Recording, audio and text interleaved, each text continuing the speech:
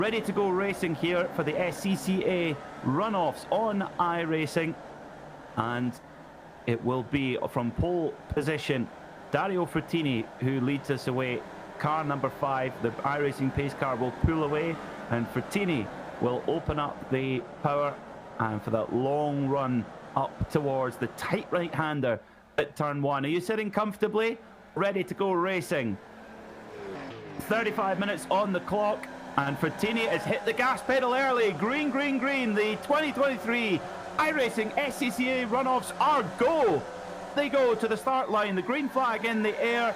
And through they go. 36 Formula Vees jostling for position as they head up towards turn 1. Frattini in the bright-coloured yellow, sort of yellow-greeny machine, trying to hold on to the line as they go in. The smoke puffing out of the back of these oil-cooled engine. A spinner at the back there, Jake. Yes, Alexander Ho, who's gone around and has caught a half dozen, a dirty dozen, some would say, have been caught in the middle of all of that. And you've got Fleischmann who's in there, Melitsor's caught out, Nicholas Johnston is in the mix as well. So they've all found troubles in the early stages. But as they rush through now into the early stages, there's more dramas they go through. 2 more have to scatter across the road. And it's the 10 of Matt Zerbs who finds himself in that drama.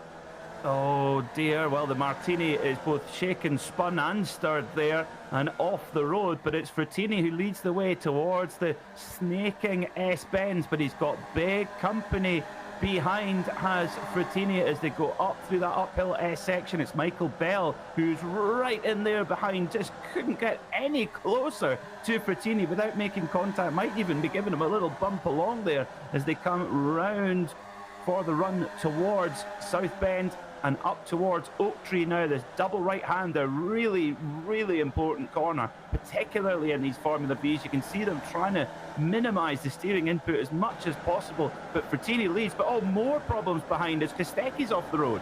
Yeah, Brody Kostecki made some great progress on the opening lap, but found out just how difficult it was going through the right-hand bend. He had a little bit of contact with Kevin Parrish, and that's why he's found himself around. But this is the main straight, Madison Avenue, which is going to be the prime place to see overtakes happen today. And there is the change then that's going on forward then towards the front. Dario Frattini finds that it is now Michael Bell who is there. They had a second coming onto that straight. All of a sudden, Carter Lundy is there, and now Burkhart and Becker and all of the crew are back there, and it goes all the way back to Thor Tullow in this field, who lines up the top 10 are clearing in a pack.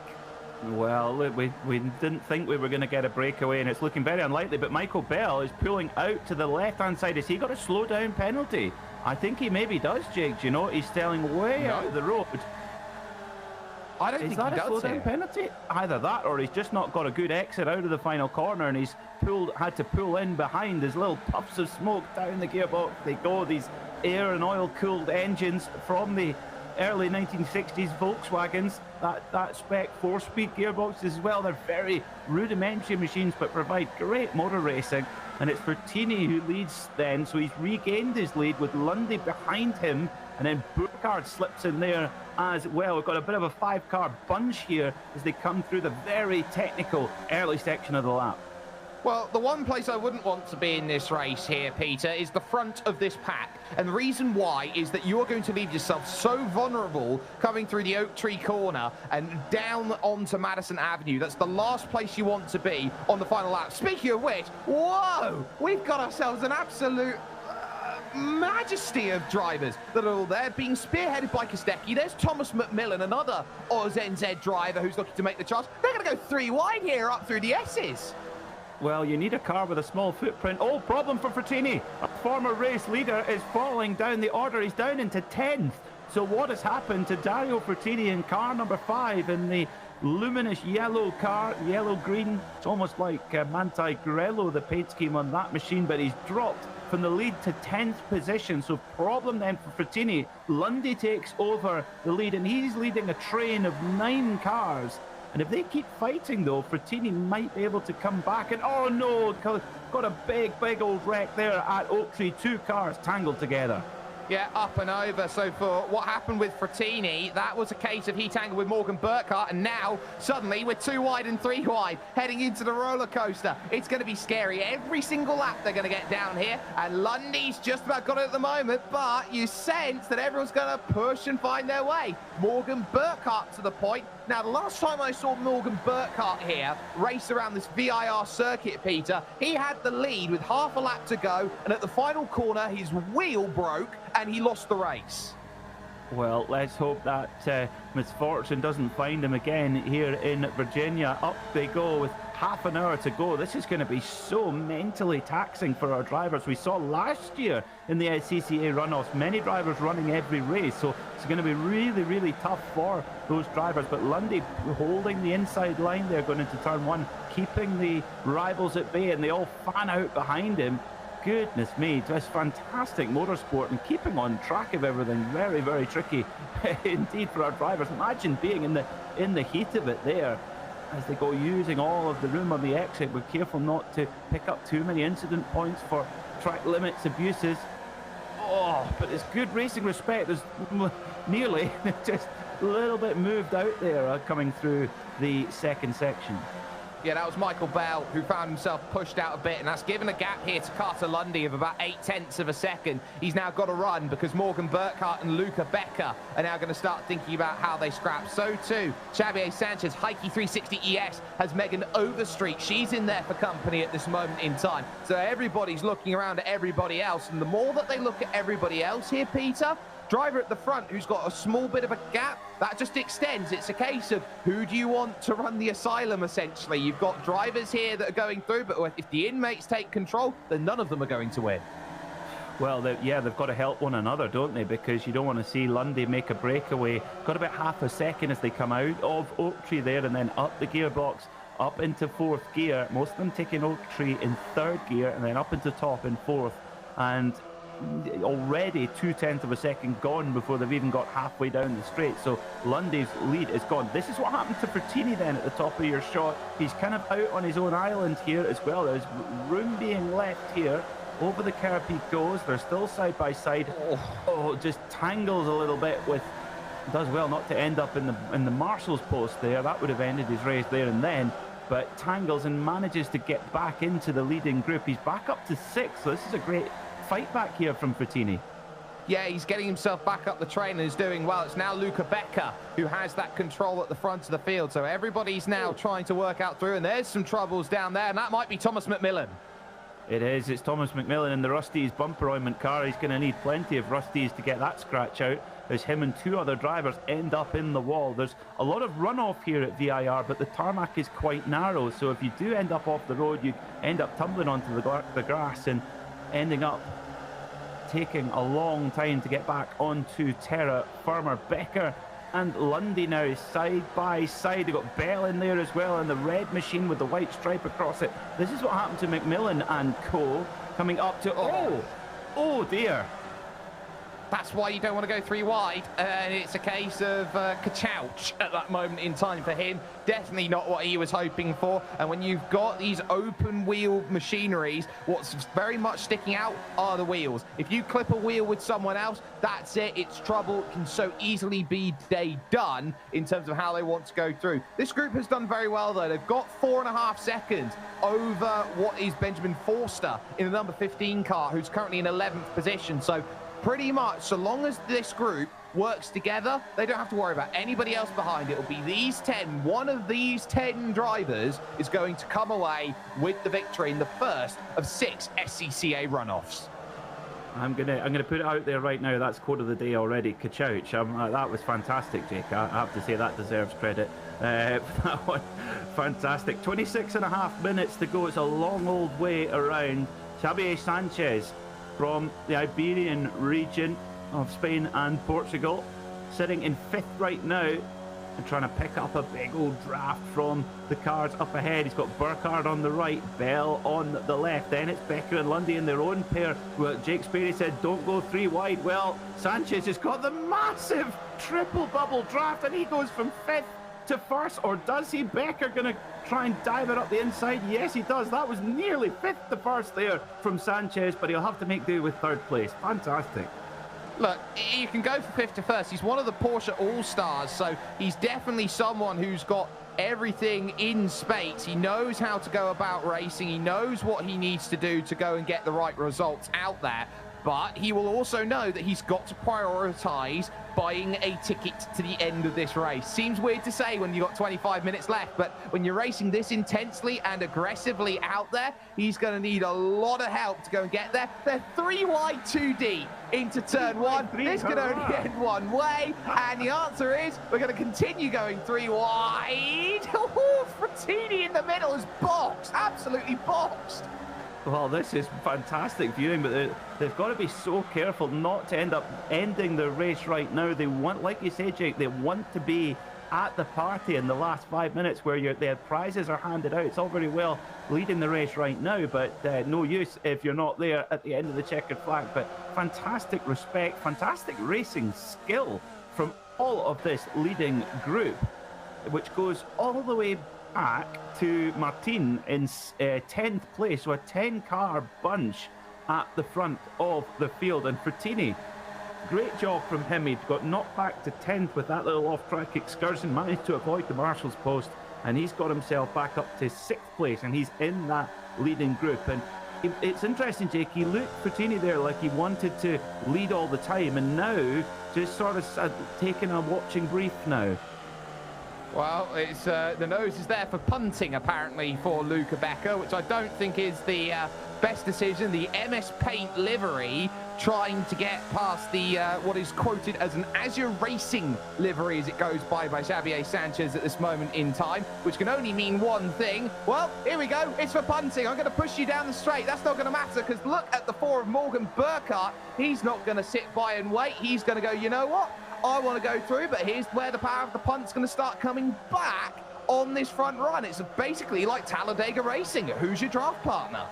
It is, and I think that was more of a nudge than a punt, but hopefully we won't see any punts because the pointy nose of the Formula V into the gearbox sometimes offends.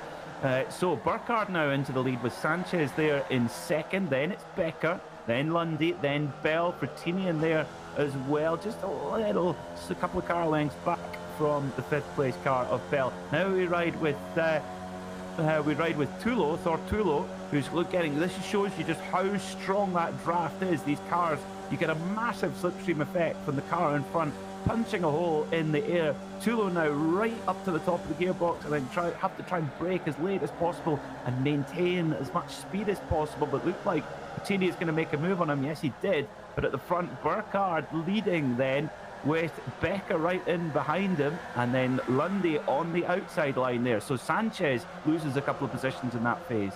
Look, you've got to stay quiet in that second group now, 6th through 10th. You have to stay quiet because you need to get back in range, and that's what they've done brilliantly. There's a number of drivers who are in that group who haven't really shown their hands. Juan Llorente Vasquez, Miguel Cuenca hasn't really shown anything either. So Llorente and Cuenca, I think, are the two who are just going to wait to the end of the race to really show their hand. They're fine at the moment being in that 10th position, 9th and 10th. But the key, Peter, for those drivers is they're going to have to move up the train at some point, and they're going to have to take some risks doing so. Yeah, speaking of moving up the road, Brody Kostecki from 24th on the grid, he's up to 15th right now. As Frattini makes an incredible move there, 2 for the price of 1 coming through South Bend. That's a remarkable manoeuvre there from Frattini. He's looking really strong right now. Now up into 4th and should get a good draft from Lundy up ahead in the black car and the red helmet. Wow, fantastic stuff. But meanwhile, battle for 17th further down the order. Gresham Wagner, the Mazda MX-5 start, trying to hold off the number 28 of Gruber, whose car looks like somewhere between a Fab ice cream and a fruit pastel ice cream. Yeah, very much. Now I'm very hungry, but Gail Gruber is going to do well. Look at the top of the screen here. Frattini, remember that he was off the road and had an issue? Well, he's back to the premier point. He leads this race right now. Has a little bit of contact with Carter Lundy, but that goes through. But Gresham Wagner also has some experience closed wheel when it comes to the GR86s as well, so he's definitely got that pace. But all of a sudden, wake up. There's a chance there. There's a Mr. iRacing in there, and that's going to be Hinkle trying to get through.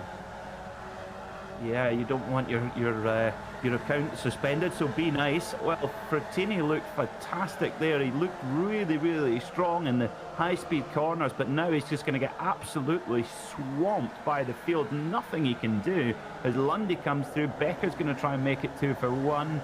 And Frattini in the bright yellow car moves out a little bit, does he? Yeah, has to settle in there for third, but it seems in the hand-to-hand combat, Frattini has got some really strong pace. It's all going to be about putting himself in the right position at the right time on that last lap.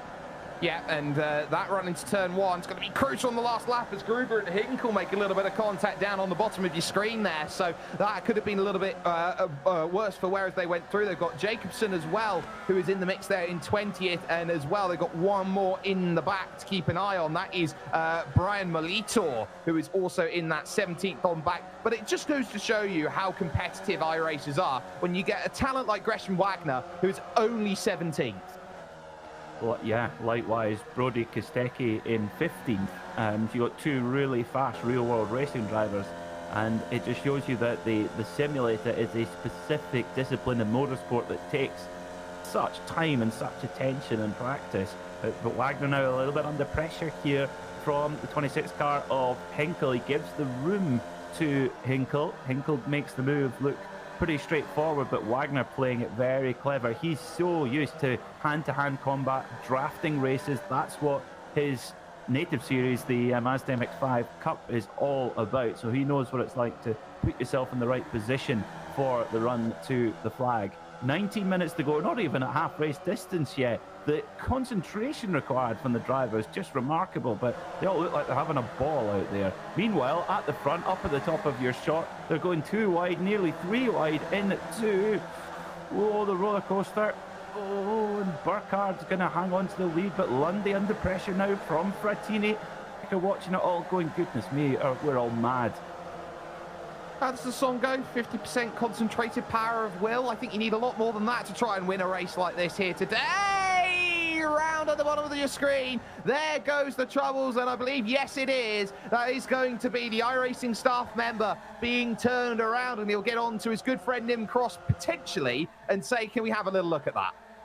Yep, that'll be a protest going in. I know, probably not. But Lundy goes in then to the lead. Frattini going to try and slip there into second. Yes, he does. Burkhardt there in third. Just switching back and forth all the time. It's a good job that most of them have painted their cars in different colours, so we can keep on track with what's going on. Lundy in the jet black car with the red helmet. Then it's Frattini in the bright green and yellow style machine. Then it's the black and blue car of Burkhardt, then Bell in the red and white machine, almost the Marco Simoncelli helmet style.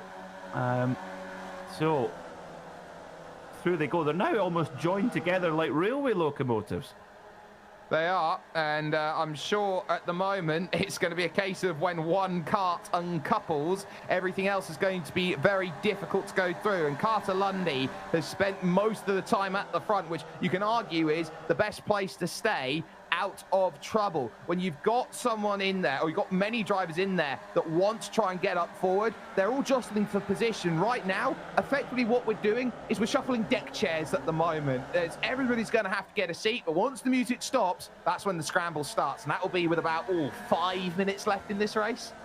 Yeah, I think so. Certainly the 2 or 3 laps to go, it's going to be very, very tight. We've gone past half race distance, and Bell now to the front of the field in the red and white machine. They're going to try and make it 3 wide, heading up the hill towards roller coaster. That is always risky stuff. Are they 3 wide? Frattini, yeah, Frattini has to back out of it there with Lundy going into the lead. Oh, they make contact. Oh, contact. Oh, it's a big pile up. Big pile up at the roller coaster, and several cars out, including Bell. Number 9 of Sanchez is out as well. They're all over the road, and Lundy and Frattini, all of a sudden, they're gone.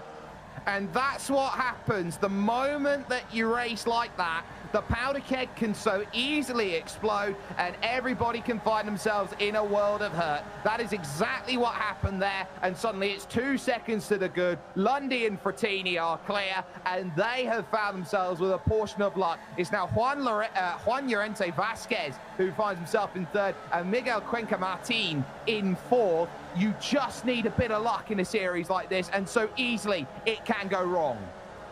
And that it has gone wrong there. So Lundy and Frattini, they've got to play this really smart.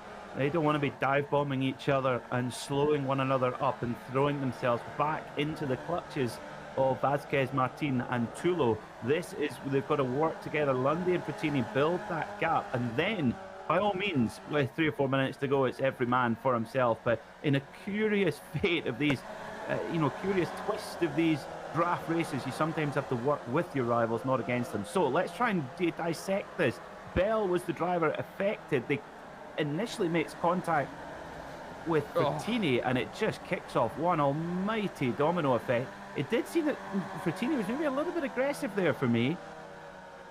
I think he ran out of room, and it's minimal, the margin there for Dario Frattini as he went through. But the issue that you have with that sort of incident is that Michael Bell finds himself slowed in the middle of the circuit. So everyone's got to try and pick a way around, and they're on a tightrope for a section of track which falls away down the hill. So that's why Morgan Burkhart gets caught up in it. A secondary incident happens as Xavier Sanchez comes across, and he then starts to collect in that incident. And practically by the moment you sort of get in, you're hoping for the waves to part. The track was completely blocked with that incident. If you're from 3rd back to about 7th in that incident, you had no hope.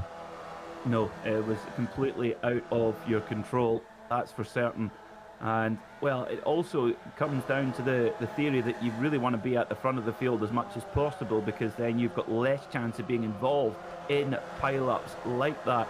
Burkhard now trying to fight back. He's still in 9th, but out of touch now from the leading battle. He's 10 seconds back after that incident. Now, these are open-wheel machines. They're little machines, Jake. Can they take a hit very well? It seems so with Burkhard's car. Well, for all of what it is, it's still got a very strong chassis on it. So the worry that you're going to have is if you damage the suspension on this machinery. The chassis itself does seem to do well, but of course this has got the damage model on it, so the front nose can fall off, and you can have all sorts of troubles and dramas fall away with it. So you can have the big expensive ouch come through. And there's someone making some progress. Brody Kostecki in 11th position. Now he's got 6 race wins over the course of his season so far right now, and he's got a number of podiums to go along as well, and he's driving really well at this moment in time. And he is one of those sim racers who actually does very, very well in the counterpart that they have. Of course, the Holden and the Ford on the iRacing service. He does very well in that scene, in the Australia scene that they've got going on as well, with the Logitech series and championships of that ilk. He is someone who is multi-talented and is absolutely worth every penny of the pace he has. Yeah, he's a superb driver, isn't he, Brody? And success in the V8 supercar paddock hasn't come to him initially. It was difficult first few years, but doing a superb job now with the Airbus team, as you say, Jake, and making moves now. Going to try and move into the top 10, and he does. He goes up into 9th, in fact, going past the number 6 car of Siegner. At the front, Lundy continues to lead the way and appears to be most comfortable at the front of the field. Frattini deciding to stick in behind and not slow either of them down, and Vasquez just sitting 2.3 seconds behind. So as long as Frattini and Lundy behave themselves, they should be able to have a fight towards the end. But Frattini, just as they say that, he's just slipped past Lundy on a little bit further up the road. Well, they're working together right now. They've got to work in tandem effectively to give each other the run on the straights to leapfrog forward, as Morgan Burkhart here finds on the outside Benjamin Foster, and Forster is going to find himself just about in play. Kostecki now on the back of that. Then you've got Zerb, Siegner and Charles Martin, who are all there. They're all wanting to get into this group, but down through the hog pen, every single part of this circuit, it seems no matter where you go off, Peter, you're going off downhill, so it always hurts even more when you're off here at VIR. Yeah, it always takes so long to get back onto terra firma. The runoffs are big. You've got to be quite unlucky to get it all the way to the barrier. But here we go, 3 wide now. This is your battle for the top 10. The number 4 car there of Burkhard just holding the inside line. Kostecki's going to try and go with him on the inside. And then on the outside in the red and white machine, it's Forster. And they still shut almost Constantina back into the same area.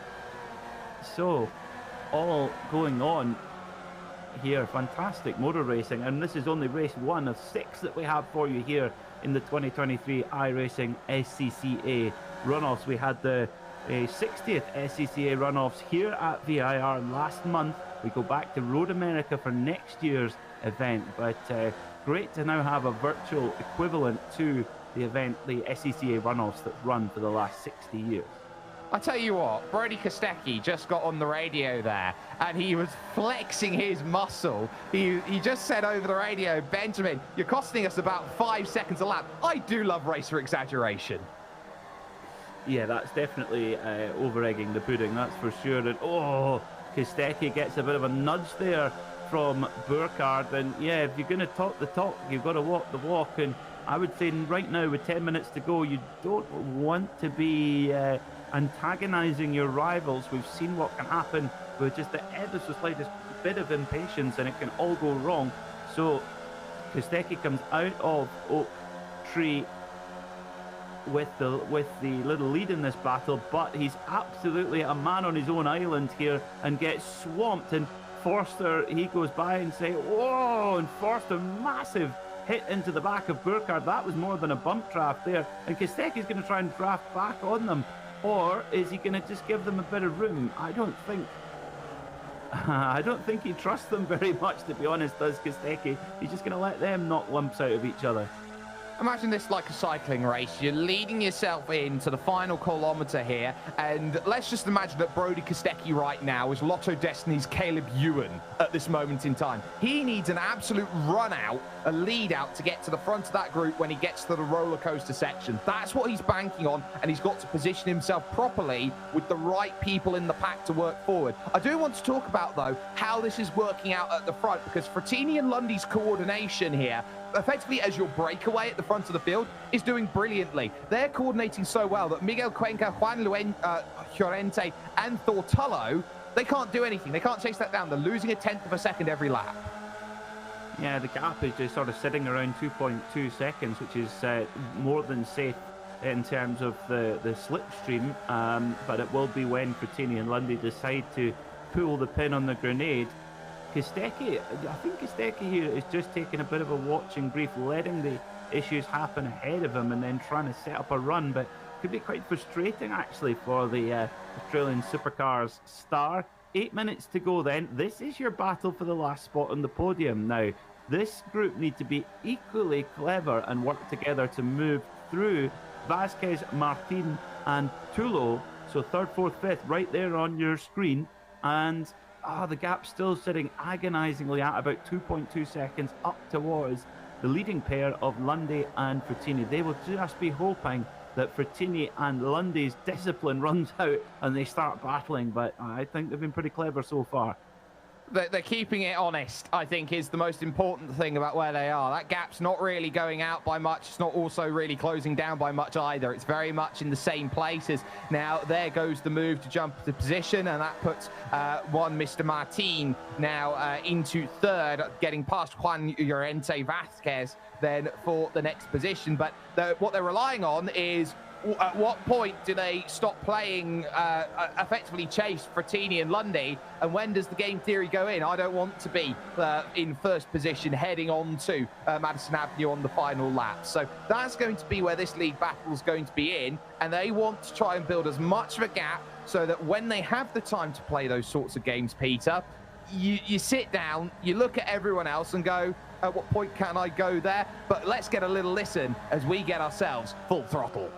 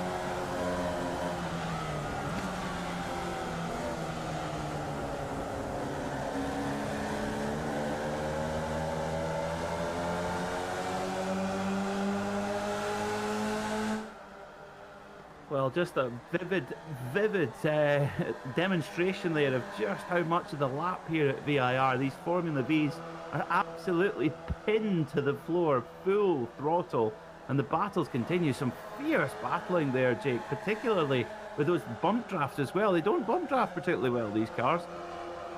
Not easily, no. I don't think they're built for it, but the one thing that they have as an advantage for the way that they're built is that you're not having to worry about a front wing or a rear wing falling off the car if you do go and make that push. It's very much a case you got Formulas 1, 2, 3, and 4, and V, you could say in Roman numerals, is Formula 5 at this point in time. So they very much have this as this is the ground rule basics of what you need to do in order to find passes, and it teaches at the very top level you to be effectively clever. It's the key of the cleverest driver will normally win this race. Well, one of the most clever drivers of all time, Niki Lauda, he started his career in Formula Vees. So, yeah, there's definitely something in that. The recipe has not changed much over the years. Styczynski now up into 6th. He's had a really good couple of laps there. 4 minutes to go, so into the last handful of laps.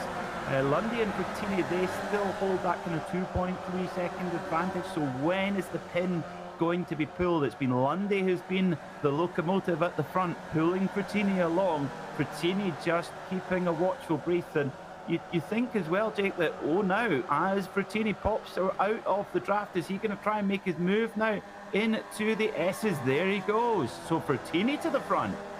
Yeah, so Bertini can take the front right now. It's just the question of when Carter Lundy, the Canadian, in second position, is whether he wants to go through or not. And a little half search there at the South Bend. Very easily, that could have ended in disaster. But you've also got 3rd, 4th, and 5th there on the bottom left. On the bottom right, everything going on for 6th position on back, which is an absolute cavalcade of about 7 cars. It's going to be everything that you want, and then some as a battle. So it should be 2 laps to go when we get to the line. It's going to be tight though, actually. Around 2 minutes 20 for the top driver. So as Bertini allows Lundy to get a run on him on the straight and just tuck back in behind. Really good coordinated driving there. So the gap is now still 2.3 seconds back to the chasing pack, led by the number 7 car of Martin, with Vasquez there in 4th, Tulo in 5th. In that 3-car fight for the podium.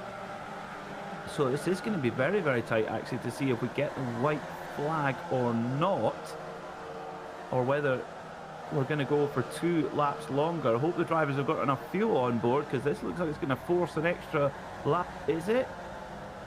Oh, I would think we might get the white flag here, Jake, you know.